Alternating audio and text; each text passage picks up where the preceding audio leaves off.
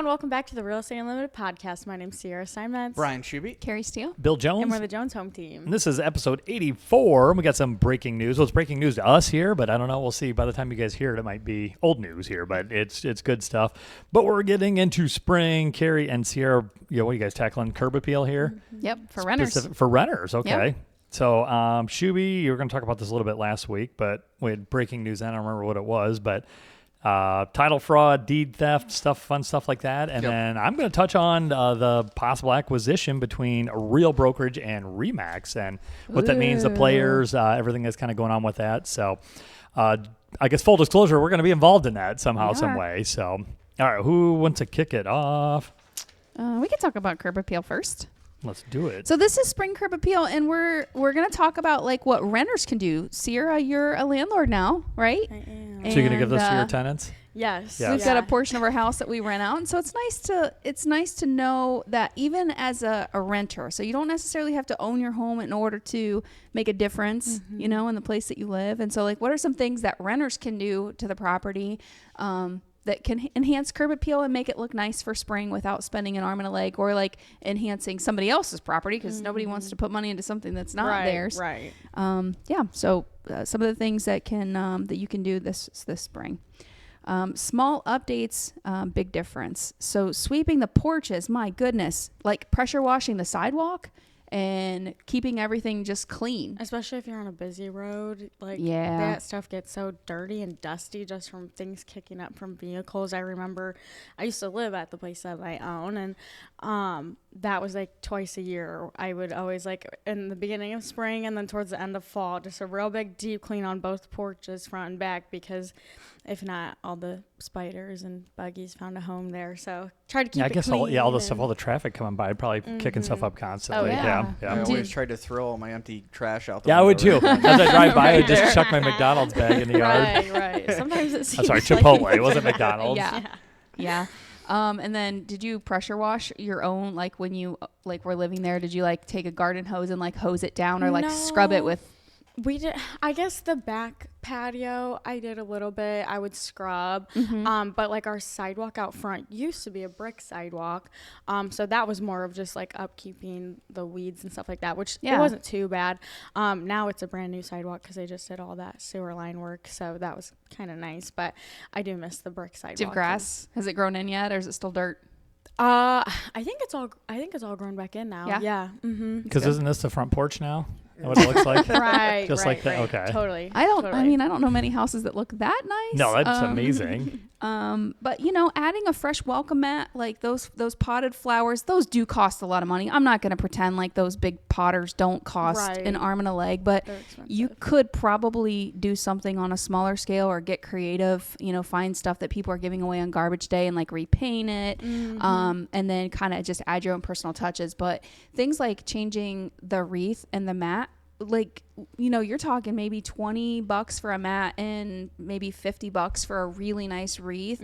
And that changes the entire perspective of your home. Even if your door is junk, you can't control that. You can't paint that maybe if you're a renter, but even just something as simple as the doormat, and it makes a big difference. It really does. It's for seasonal stuff too. It's fun. I mean, Hobby Lobby is so cheap too. They always have everything on such a discount. Okay, wait a minute. Every time I've been in a Hobby Lobby, it's with my wife, it's never been cheap. Not Not once. So much. Okay. Yeah. It's not. Go after you have to go after. So if you're buying something for like St. Patrick's Day, then you'd want to buy it right now. You wouldn't want to buy it like the Thursday before when or it's something. Happening. Yeah. So we got to go shopping after the holidays, prepare for the next like next year. 75% off. Okay, I like that. Yeah. And maybe you don't get as the options are a little bit limited, but you save a lot more money.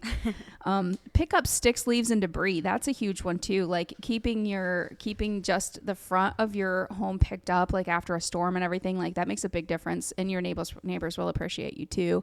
And granted, you might not own a home, but if you can keep that stuff picked up, then it's going to be easier for your landlord to mow and or for you to mow.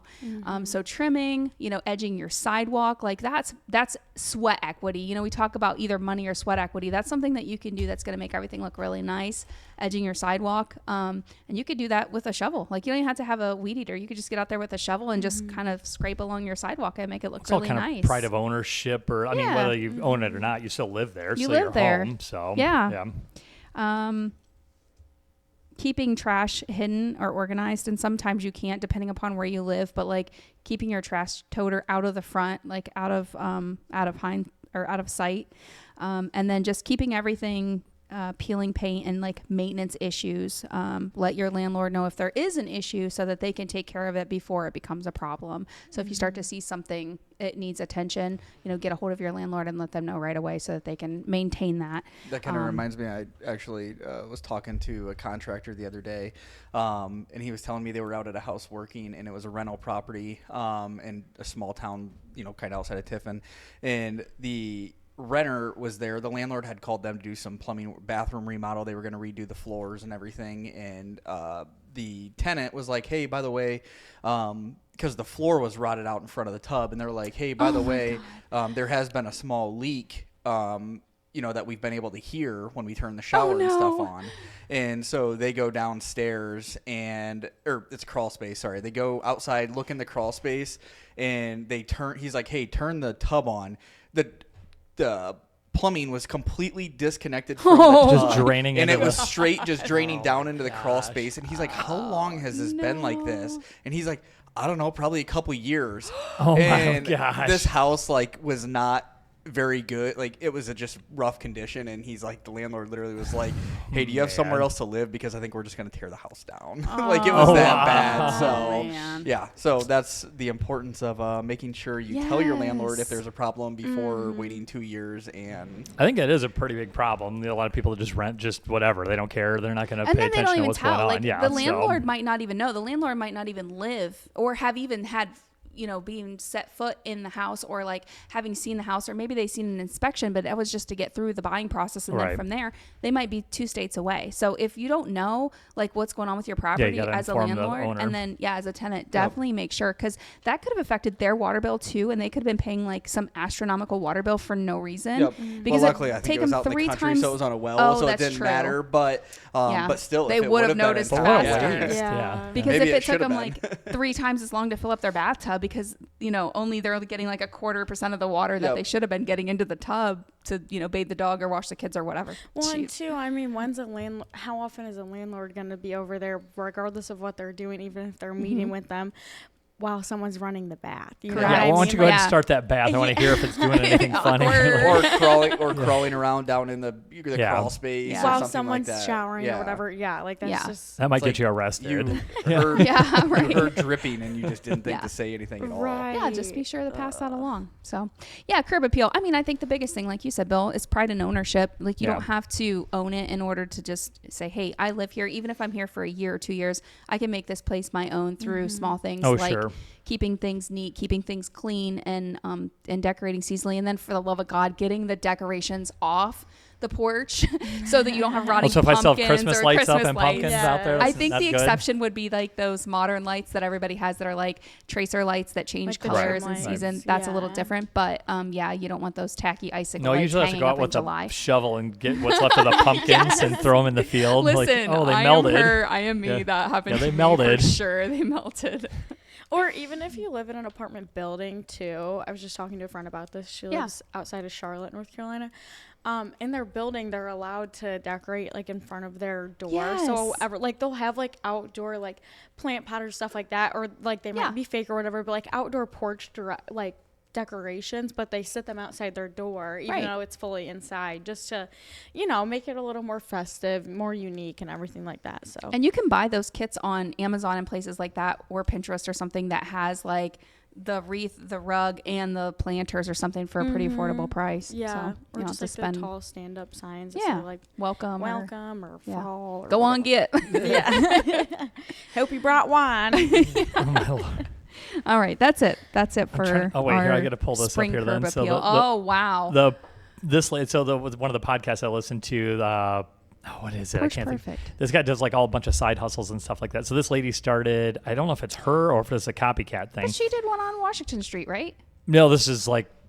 She's not around here then if this is the right lady. But a lot of people are doing it now. I think this is the first lady that was doing it. So for like $300 to $700, she'd come and decorate your porch. Yeah. Started with pumpkins, and that's the only time she's like a stay-at-home mom. The only time she would work would be during harvest season, I guess, whatever, would come out and do these. But she'd make so much money decorating these porches that's all she had to do then. Oh my gosh. Yeah, and it turned into like a massive business. So decorate it like that, and like the one you shared with all the flowers. Yeah.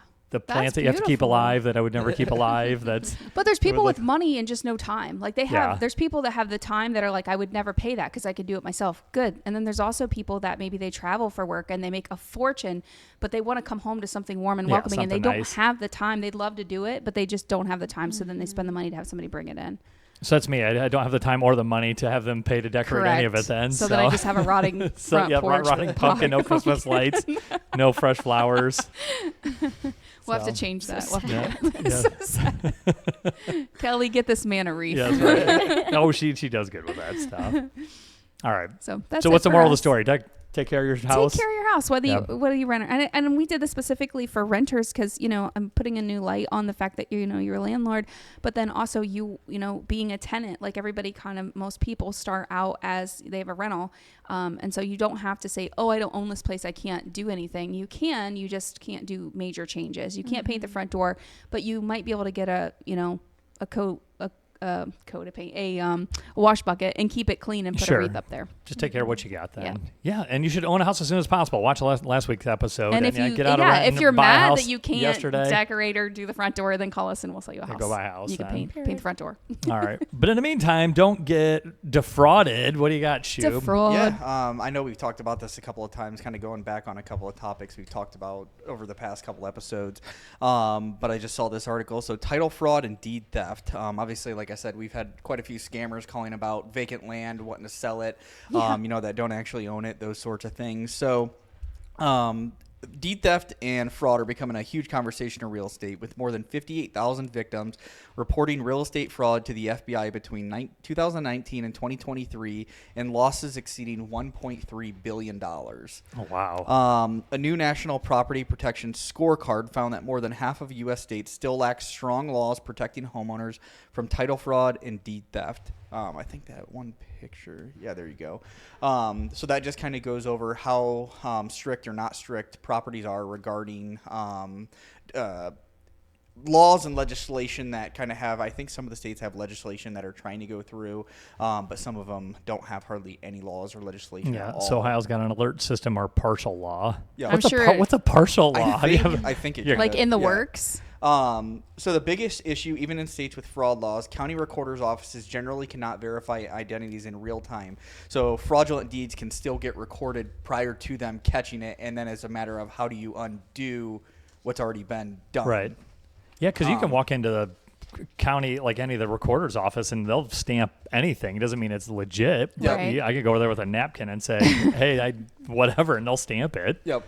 Many homeowners don't discover title fraud until they try to refinance or they sell the property. Sometimes, it could be years later, but by that time, seniors are one of the biggest targets, obviously, just because they typically own their properties outright. And so those, criminals try to target them just because it's easier access and they don't have to There's no mortgage or anything like that needs cleared off. One recent federal case involved 11 people accused of stealing elderly homeowners' identities and using those properties to secure millions in fraudulent hard money loans. And then we've kind of seen this. Fraudsters are becoming more sophisticated, allegedly using fake IDs, fraudulent bank statements, fake medical documents, synthetic identities, and shell accounts in businesses, which again, with AI. Yeah, it's not hard. We could, I'm not going to do it, but we could pull it up right here and probably make a new ID, make fraudulent bank statements, everything in a matter of minutes. Yep. Seller impersonation fraud is now a major concern. According to NAR and Alta data, I'm not sure what Alta is, roughly 1 in 3 title companies dealt with attempted seller impersonation fraud in 2024. Vacant land, non-owner occupied properties are especially vulnerable because owners may not monitor them as closely, which are the ones that we kind of get targeted with, I would say, for the most part. Yeah, here 100 acres of ground we want to sell. Ground, yeah. Cleaning up title fraud can be extremely expensive. This is what we just kind of talked. Legal costs to restore ownership can range anywhere from $50,000 to $150,000. Some title insurance fraud claims average over $143,000. So, wow. That's crazy. Can be just to get your own property back that you never sold in the first place. That's I guess what's the end game? They probably don't want the actual title of the property. They just probably want to take out a equity. loan or get some type of mortgage against it and get the actual money, and that's probably all they're looking to walk away with. Yep, or try to sell it and hope that nobody catches it. Which I still, we'll talk about that later, but that's still, that makes no sense how that works, but why not? A strong, hold on, let me go through here. States including Texas, Michigan, Illinois, Georgia, Tennessee, New York, and Oklahoma have recently strengthened deed fraud laws, while other states are still considering legislation. So some don't have legislation at all. There's also debate within the industry and among consumers about whether the title lock or home title protection services are truly necessary versus traditional title insurance and county alert systems. So, lot that's because that's one of the, is it Bill O'Reilly or somebody, like he has this little ad. I think it's like a title lock policy or something. You would get some title insurance, not title insurance, but somehow you would lock your title down on your house. I don't know how it works, but it's like they have credit fraud protection. You can kind of lock your credit down. But there must be a way to do that. So with your title, with the title on your home itself, or I guess you rely on a partial law. Like, is there a speeding limit? It's just a partial, like a partial law. I'm sorry, officer. I'm just partially at fault. I get that, but like, can we not do anything? So again, it's just one of those. I think it's just extremely important. Most people, I guess, I would never think that, hey, I should probably go make sure there's nothing going on with my property. But it's one of those. Just you to don't keep an eye know open till on. you know, or till you till go to something comes up. or sell it, and then all of a sudden they're like, well, you don't actually own your property anymore. Or there's a $200,000 mortgage on your house, and you think that it's you free don't know and clear. anything about. So that would be not good. That's I don't know what the best way. I think it seems like a whole career somebody could generate and maybe that's what that title lock is doing, by going in and doing that. But it seems like that a whole career could stem from that, of having professionals all day, every day, just searching all of them to make sure that everybody's rightfully ownership, making sure that making sure the rightful owners have the properties. That'd be something to look into. I wonder if something easy you could do to just go have filed with, like, you know what I mean, with the county, to just to say, hey, look, I own this property free and clear. If anything comes in, I did not authorize it, or you need to check with me first before you add anything else, or I'm sure I don't know. Somebody somewhere probably is already on this. Like, I feel like if this is their professional, like this is what they do for a profession, I'm sure they already have eyes on it, because a lot of this legislation, a lot of laws, and a lot of things that occur because of things like it's cause and effect. So something has to happen in order for something new to come about. So I feel like somebody's probably somewhere already working on it. But I mean, there's so many checks and balances, buying a house, selling a house. Like, I just can't imagine. It's not like you just I get your social security number and your name, and I can go open up a credit card at Best Buy. But now with AI, there's so many ways to get around everything. See, and that's where I think, obviously if you can generate a fake ID. Exactly. And then, or like we had talked previously during a couple of the other conversations, if you're like, hey, I live in Tennessee, I'm going to sign down here. Yeah. And then you have, fake have a fake notary, notarize a fake signature or something, and, send it back to the title company. I mean, the title company's just going off the information they have. Hey, a notary notarized this transfer, it's good to go, and they go file it, record it, and and done. Martha, there's not a Martha there. Martha at the clerk of courts, it's not her job to go investigate. Oh, is this real? Is this whatever? If something comes in, stamp, move on. But that's where I think that there could be a whole nother side of it. Not that we need more loops and hoops to jump through, but fraud is just going to continue to soar. Right. Or we get Martha to do some more double checking. Let's go, Martha. Whoever you are. All right. So that's all I got. Cool. All right. Well, we've got news here then too. So again, I guess I don't know if we necessarily need to disclose anything or not, but we're well, it's out there for the world now. How do we make that come up here? There we go. I don't need that up. So yeah.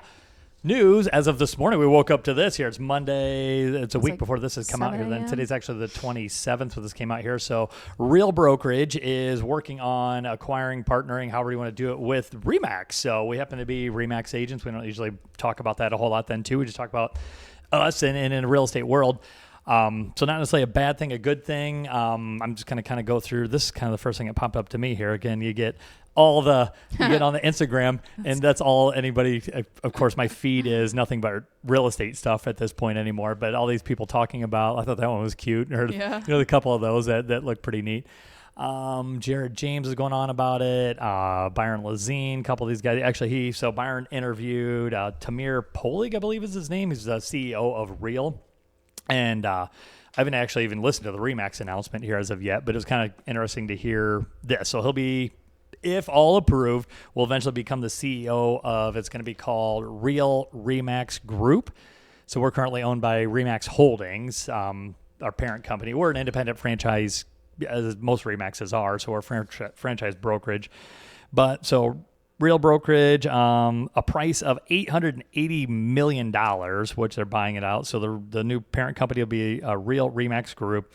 It'll be headquartered in Miami. So instead of having to go to the Denver, if we need to do something, we can go to Miami. So that would be kind of about that. Not be the end of the world then, I guess. And the Denver, which is a beautiful office, will stay as a major operations hub.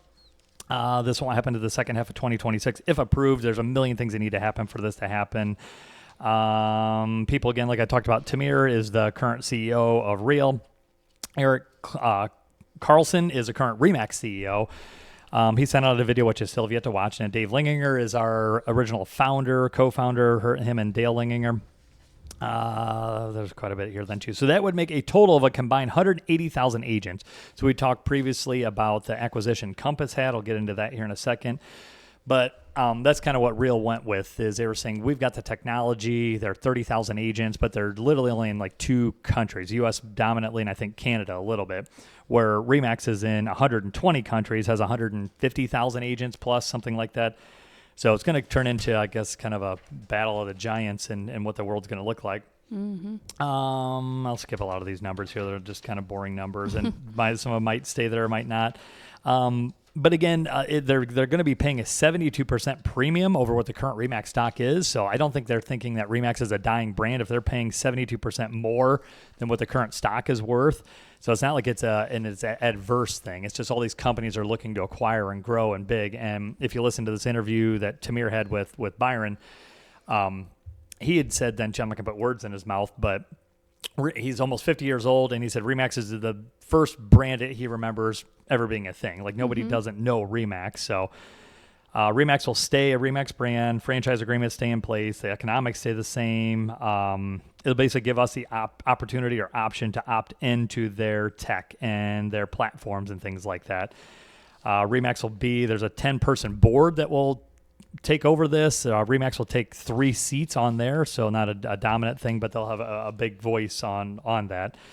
What we'd be able to opt into is Rezen, R-E-Z-E-N. I'm not even sure what that's in, but it's all their tech and platform, commission things, agent dashboards. Leo is our AI assistant. Hey Leo is another AI thing that they have. Real Wallet, which I'm actually pretty jacked about this. That's something I was looking to kind of develop for us. It's kind of a transaction system we could have as agents. Then it'll track your deals and your deals in process, commissions, things like that, your taxable things, investments. So then the Real Wallet Capital, and then basically just looking to, they own a title company and a mortgage company as well. And there's ways to, I guess, kind of opt into that. You can get like a junior partnership with that. So if you refer business to them, which I don't know if we get into all that now. I mean, there's still so much to kind of go through. But yeah, Tamir, he was talking about, bringing Real's technology and operating system to the Remax global reach, franchise model, this transformational moment in the industry. He talked about being known Remax as a kid. These 2 companies are complementary. Remax has the brand and global reach. Real has the growth and the tech. Nothing's going to change for the Remax franchise. Again, both have the same culture, the work hard, work hard, be kind. And I think that was it. So again, kind of in relation to Compass closed the deal with Anywhere Real Estate, which Anywhere is Coldwell Banker, Century 21, Sotheby's, a Cochrane Group, Better Homes and Gardens, ERA. But so I can't imagine trying to fold in that many different brands. I think it's got a big undertaking either way, but Real just has to incorporate with one. Granted, we're a massive organization, but one group versus having to accommodate 12 different brands and leaders and websites, and I can't imagine how long that's going to take for that. But yeah, a lot of the people just saying it's going to be the survival of the biggest, and I think it's just economies of scale is kind of what they're looking at. Is can you better serve your client if you don't have 100 people all doing the same thing? If you kind of go to like a big model and you have one accounting firm, one tech firm, one social media. But again, we're an independent brokerage. We can do whatever we want, I guess, for the most part. But and this is announced. It's not closed. Announced, yeah. So nothing's actually happened yet. It's just in talks. Now. I'm sure they've been talking about it for a while. Right. But if Tamir can be believed, he was saying, he goes, Remax was the golden egg everybody was trying to get. So it has the most brand recognition, tons of agents, tons of top producing agents, huge global reach. So all these brokerages or all these tech companies that have been looking, and Remax is kind of the top. So I guess that as of now, they're winning the fight. So I don't know. I don't know much more than that at the moment here. Well, there's actually a presser kind of going on now. I'm going to hopefully catch a recording of that. But so that's the news on that. I don't know. I'm not sure what else to say about it, but it's exciting. It's kind of cool. I don't know what what all they're going to bring to the table, but I always keep my eyes open to what all the other brokerages have, what they offer. They do have a lot of cool tech. They have some cool splits and systems, but do we adapt it? Do we change? Do we stay the same? Will the balloon logo change? Question mark. I don't think so. No, I mean, they said it will all stay exactly the same. We just got the new, I don't want to. Yeah, the new balloon. The So new balloon. Yeah, so the second or third time. And it stayed the same for like 100 years. Now suddenly we've had to change it every couple of years. So, but it is not to be a tech dork, but I am pretty excited about all the stuff that they have to offer. And that's the way of the future. Like you have to grow, you have to keep up with it. Otherwise you get left behind. And that's the truth, unfortunately. Yep. I think every industry is that way. Everyone's so worried about AI taking my job. I'm not worried about AI taking my job. I'm worried about the guy or gal that's going to embrace and use AI. Correct. Is going to take the place of 5 or 10 of us that are going to be resistant to it. Yeah. So it's not necessarily an AI play. I think they've already had long before it was like a Chat GPT thing. It's or whatever. all technology. Yeah. It's just how to utilize and integrate technology into everything, every side of it. And you guys are tired of me pulling out new gadgets and widgets and shiny objects. And that's one bad thing, I guess, not necessarily a bad thing, but one weird thing about Remax is it's a huge global brand. Yeah.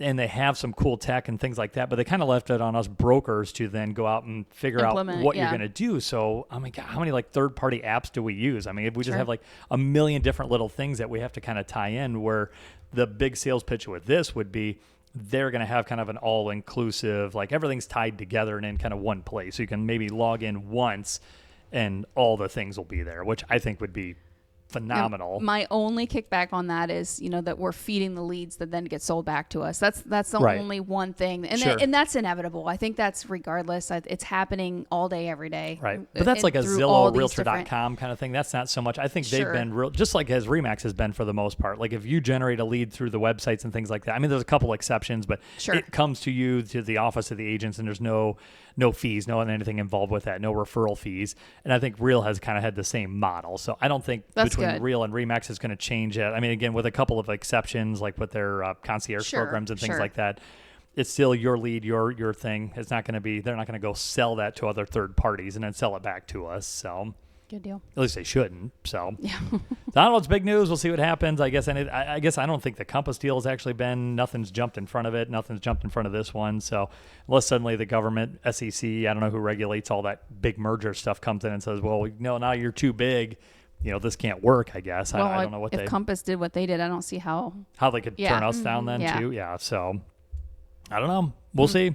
So a lot more to come on that. I'm sure there'll be a lot of news. I'm sure by the time this is even out, there'll be tons more news. It'll be all over the place. But that's my Monday. I got to wake up. That's what we all got to wake up to today. I started slacking everybody first thing this morning. Like, well, just so you know, I don't know crap yet, but there's a lot happening. So we'll see. All right. Well, I guess that's it. Unless we got anything else to jump on. That's 84. We'll be back for 85. Hopefully have a lot more news from there. And I'm going to jump on the Zoom and find out what's going on. Till then, we'll